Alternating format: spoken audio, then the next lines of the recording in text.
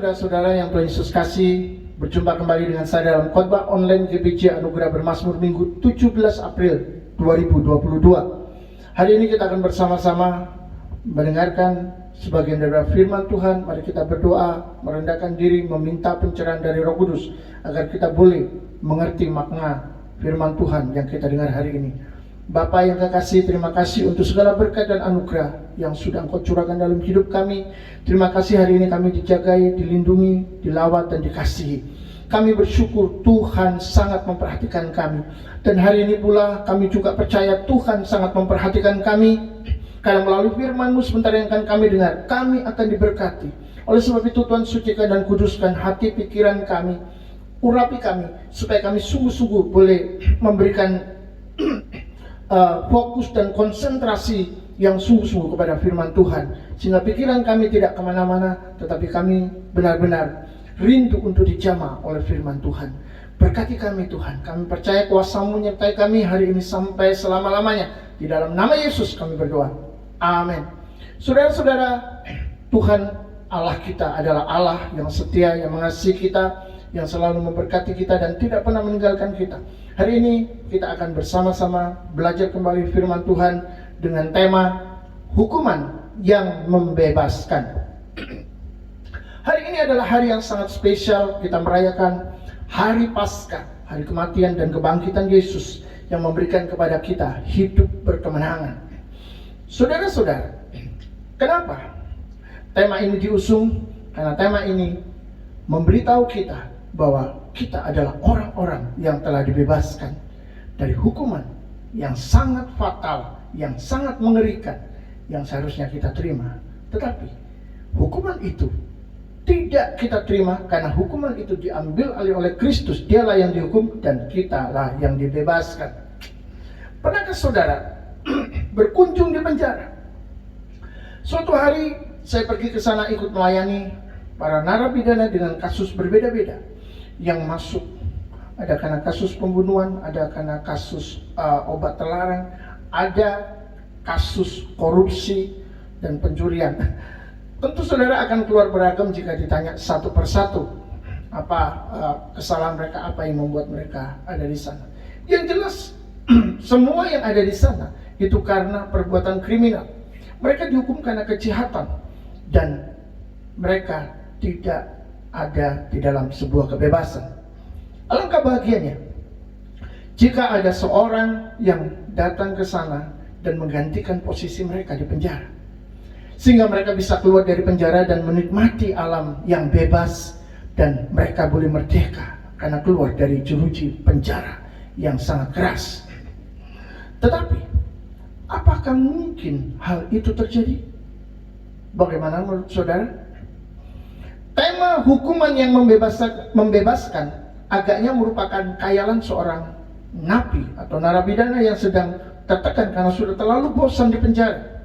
Tapi bagaimana jika itu real dan bukan mimpi di siang bolong? Mari kita membahas hal ini dan memulai dari awal.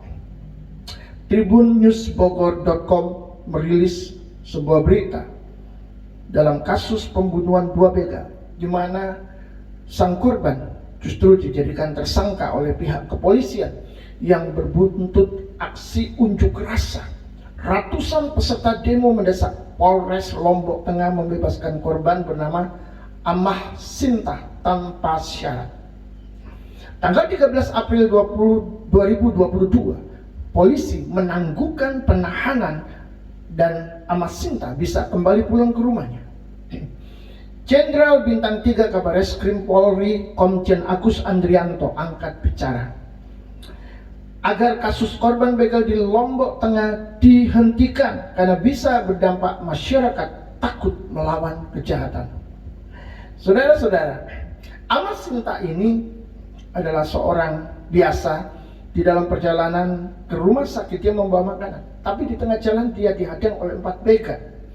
Lalu dia mulai turun dari sepeda motor dan dia ditebas oleh samurai. Tapi tidak kenapa-napa dan berbekal pisau dapur karena istrinya mengingatkan untuk berjaga-jaga. Di dalam ceritanya, Amah melawan dan membuat 2 begal terbunuh. Dan saudara-saudara, kasus pembunuhan ini akan masuk dalam sebuah proses pengadilan. Semua kasus pembunuhan. Tapi Amah berkata bahwa ia membela diri di dalam hal ini. Sekitar 2000 tahun yang lalu, kasus pembunuhan justru terjadi pada seorang yang tidak ada salahnya apa-apa dan lebih mencengangkan.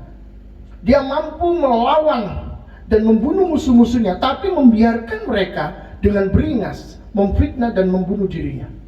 Wow. Mari kita lihat di dalam Injil Matius pasal 26 ayat 53 dan 54. Yesus berkata, "Atau kau sangka bahwa aku tidak dapat berseru kepada Bapakku supaya ia segera mengirim lebih dari 12 pasukan malaikat membantu aku?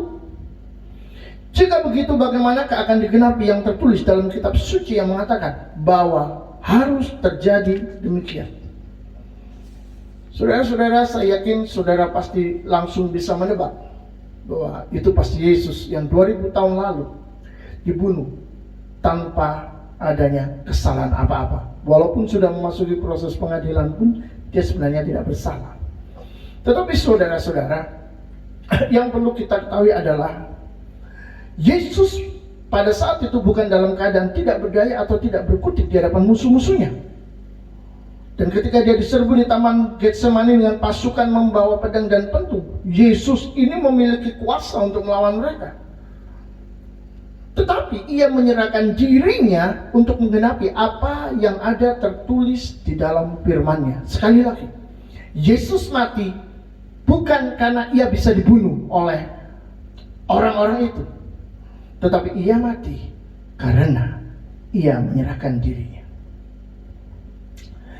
Maka hari ini kita sedang melihat bahwa Yesus ini sebenarnya adalah tumbal, karena dia dikorbankan demi keselamatan orang lain. Mengapa Yesus harus dikorbankan? Sedangkan manusia yang melakukan dosa, Alkitab menjawab bahwa di dalam kedaulatannya Tuhan menghukum anak Allah yang tak bersalah demi menegakkan keadilan. Wow. Bisakah kita terima bahwa kematian Yesus ini adalah berhubungan dengan keadilan Allah? Memangnya Yesus salah apa? Yesus tidak salah apa-apa. Tapi kenapa dia harus mati dan itu disebut sebagai keadilan? Mari kita memiliki hati yang sabar. Mari kita memiliki hati yang mau menyerah, dipimpin dan dituntun oleh Roh Kudus, mempelajari firman-Nya. Karena hikmat-Nya tidak mungkin bisa kita mengerti begitu saja. Kita membutuhkan pertolongan Tuhan. Haleluya. Kita lihat lebih dulu di dalam surat Roma pasal 3 ayat 25. Kristus Yesus telah ditentukan Allah menjadi jalan pendamaian karena iman dalam darah-Nya. Hal ini dibuatnya untuk menunjukkan keadilannya, karena ia telah membiarkan dosa-dosa yang telah terjadi dahulu pada masa kesabarannya. Saudara, keadilan Tuhan itu tidak bisa berdiam diri untuk menyelesaikan persoalan dosa tanpa hukuman. Dosa mengakibatkan hukuman dan manusia sebagai pelaku dosa harus menerima ganjaran, yang berarti manusia akan dimurkai dan tidak menerima pengampunan. Ketika hukuman dijalankan, maka keadilan ditegakkan. Kasus Sodom, Gomora, dan air bah merupakan salah satu contoh keseriusan Allah dalam menangani persoalan dosa yang tidak bisa diselesaikan kecuali melalui hukuman. Jadi kita bisa melihat hal ini. Mengapa hukuman harus didatangkan supaya keadilan ditegakkan? Sampai saat ini dosa tetap akan dihukum, dan kedatangan Yesus yang kedua kali akan menjadi puncak hukuman, sebab Yesus adalah sang hakim.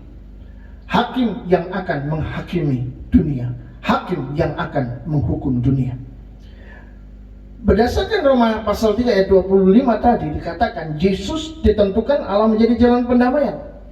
Jadi hukuman kepada Yesus itu justru mendatangkan pengampunan yang memulihkan hubungan antara kita dengan Allah, antara Allah dengan kita. Itu luar biasa. Selama ada dosa, maka hukuman Allah akan tetap berjalan sampai kapanpun, sebab Dia memang Allah yang adil. Itu sebabnya saudara, harus ada pengganti yang dapat mewakili manusia untuk menerima hukuman dosa, supaya murka Allah itu reda. Selama pengganti penerima hukuman tidak ada, maka Allah akan terus murka, dan ini bisa sangat berbahaya. Segala sesuatu bisa dihabisinya. Itu sebabnya anak Allah mengambil tanggung jawab mengorbankan dirinya sendiri melalui jalan yang bernama salib. Salibnya, saudara-saudara, itu lagu lama. Tapi dengar nada pertamanya saja sudah wow gitu ya. Sebab saudara, Tuhan itu menyelamatkan kita melalui Yesus yang disalib. Sekali lagi saya ulangi, Tuhan menyelamatkan kita melalui Yesus yang disalib. Kalau Tuhan tidak memilih jalan salib untuk membebaskan kita, maka pengampunan apapun yang dilakukannya akan melanggar keadilannya. Sebab Dia mengampuni orang yang bersalah tanpa dihukum.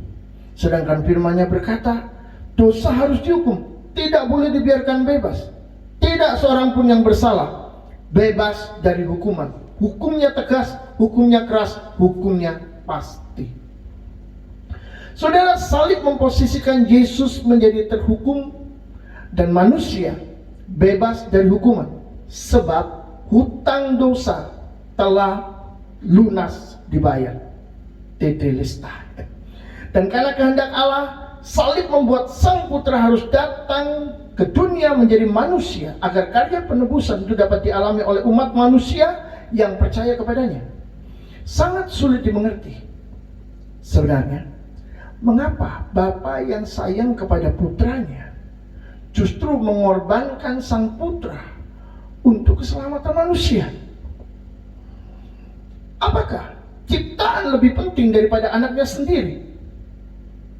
Apakah dapat disebut keadilan juga jika Yesus yang tidak bersalah harus mati demi manusia yang hidupnya sudah tidak benar dan berdosa? Saudara-saudara, inilah yang disebut dengan hikmat Allah yang tidak terselami.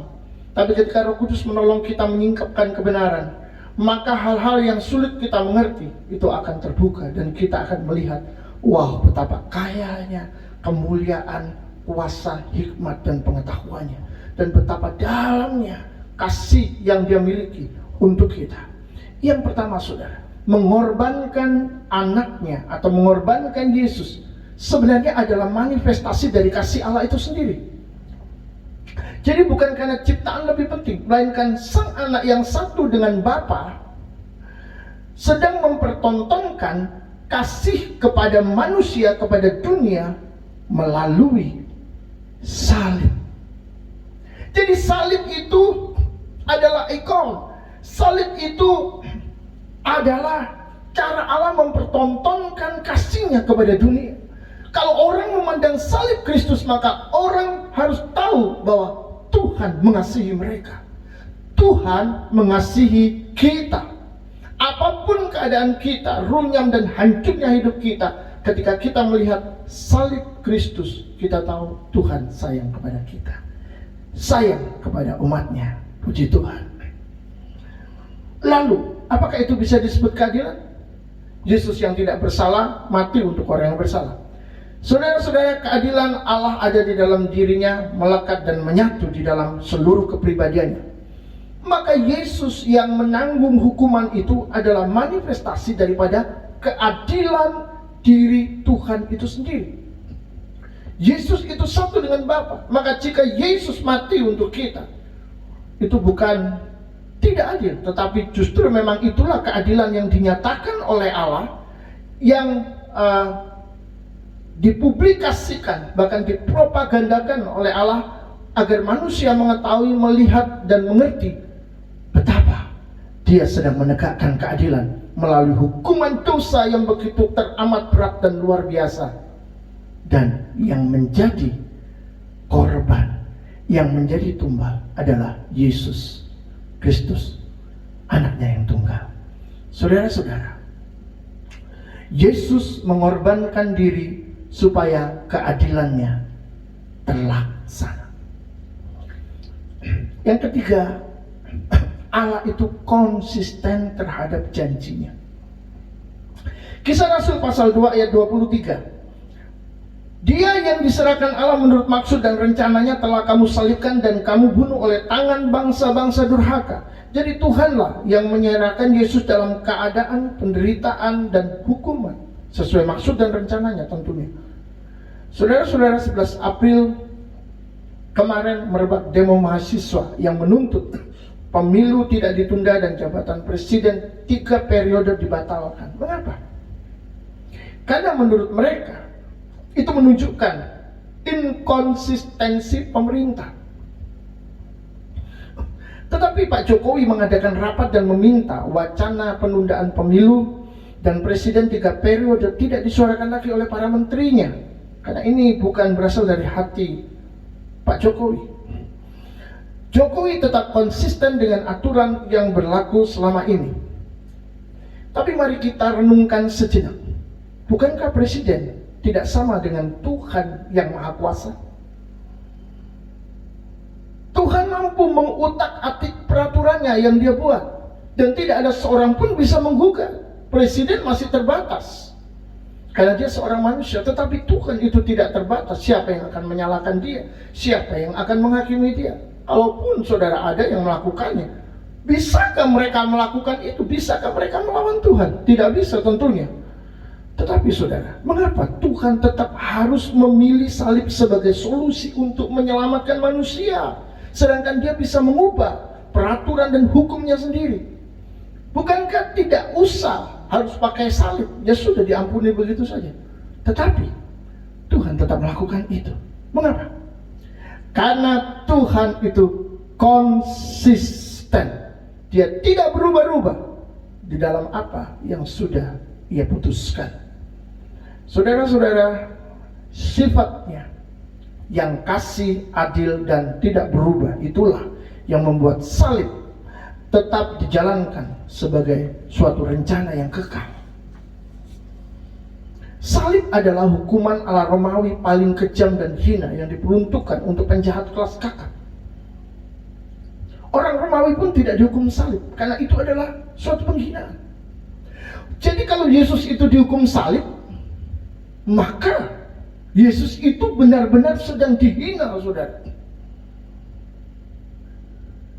Dia sedang mengalami hukuman yang paling kejam dan paling keji. Dia dianggap penjahat kelas kakap. Saudara-saudara, itu sebabnya kita tahu sekarang bahwa sebesar apapun penderitaan kita, sebesar apapun kita direndahkan dan dipermalukan, Yesus mengalami lebih dari semua itu. Yesus tidak pantas dihukum salib. Itu untuk kita dan bukan untuk dia. Tapi saudara, di dalam seumur hidupnya, Yesus mengalami penderitaan. Jadi Yesus itu lahir di tempat yang hina, di kandang domba, kandang binatang. Dan dia mati dengan cara yang hina, disalib, dipermalukan, yang begitu sangat luar biasa, dan disakiti dengan cara yang paling sakit.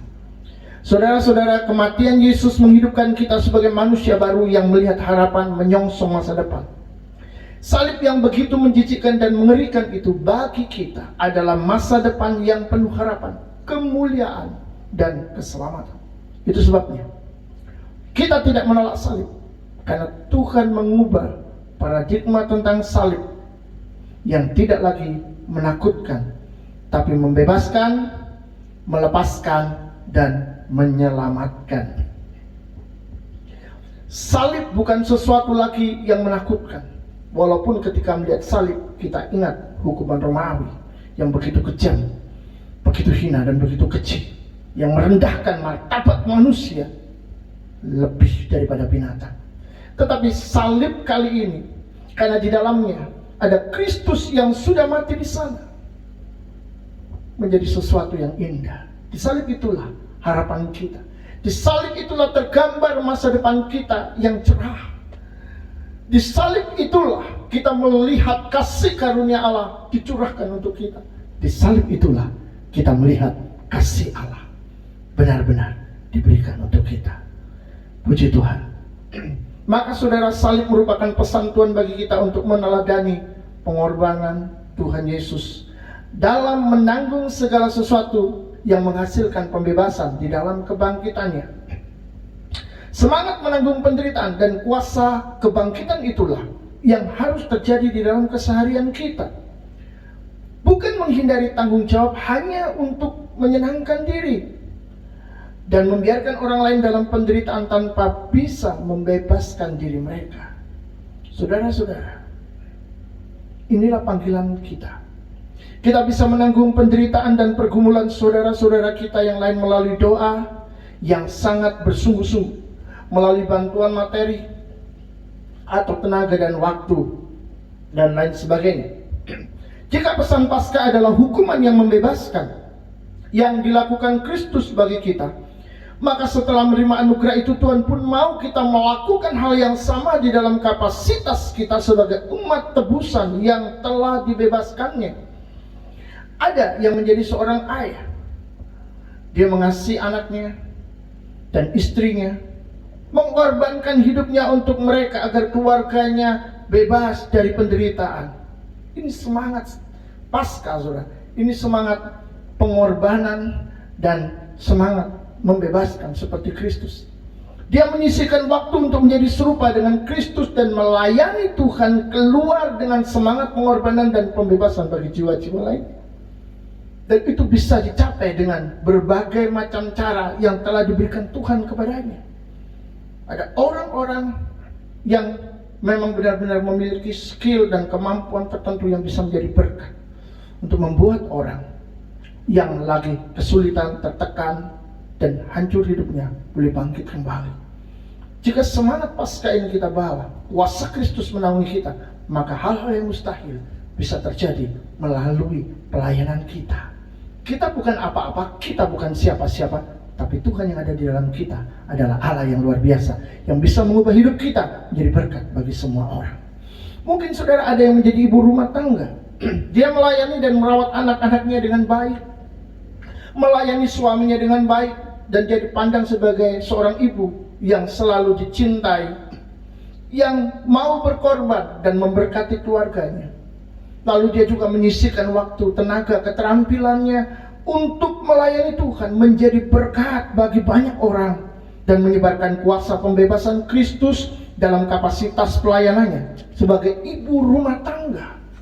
Karena Tuhan tidak pernah menuntut kita untuk melakukan sesuatu yang lebih dari yang kita telah terima, kita telah miliki dari Tuhan. Ada yang menjadi dokter dengan semangat Paskah, yakni pengorbanan dan pembebasan. Ia bisa mengabdikan diri dalam pelayanan kepada masyarakat dengan pembebasan Kristus, menolong yang sakit tanpa pamrih, bahkan mungkin berkorban, menanggung kesulitan orang lain, melayani Tuhan dengan semangat salib dan kebangkitan Yesus. Bukan hidup hanya untuk mencari untung, misalnya. Dan ini bisa meluas sampai ke pengusaha, sampai ke profesi-profesi yang lainnya. Apapun fungsi, profesi, jabatan seorang manusia, mereka bisa melayani Tuhan dengan semangat salib dan kebangkitan Yesus untuk mengubah hukuman terhadap sesamanya menjadi sebuah kebebasan bagi jiwa-jiwa yang dapat ditangkap dan dimenangkannya. Saudara-saudara, inilah yang Tuhan mau. Kita menjadi garam dan terang dunia, kita menjadi pelita, sama seperti Kristus telah menjadi terang dunia yang sesungguhnya, yang menerangi hidup kita, melepaskan kita dari kegelapan. Demikianlah Tuhan mati di atas kayu salib dan bangkit pada hari yang ketiga, supaya kita pun yang telah menerima anugerahnya beroleh kesadaran bahwa kita juga dipanggil melakukan hal yang sama seperti dia. Luar biasa. Kita bukan apa-apa, kita bukan siapa-siapa, tapi kita dipanggil untuk melakukan seperti dia. yang adalah Tuhan dan Allah kita yang besar. Maka saudara-saudara, setiap pekerjaan dan pelayanan kita akan diberkati oleh Tuhan dan akan diurapi oleh Roh Kudus, sehingga kita bisa mengerjakan semuanya dengan pertolongan Tuhan saja. Tuhan memberkati. Kiranya saudara terus bertumbuh di dalam Dia. Amin.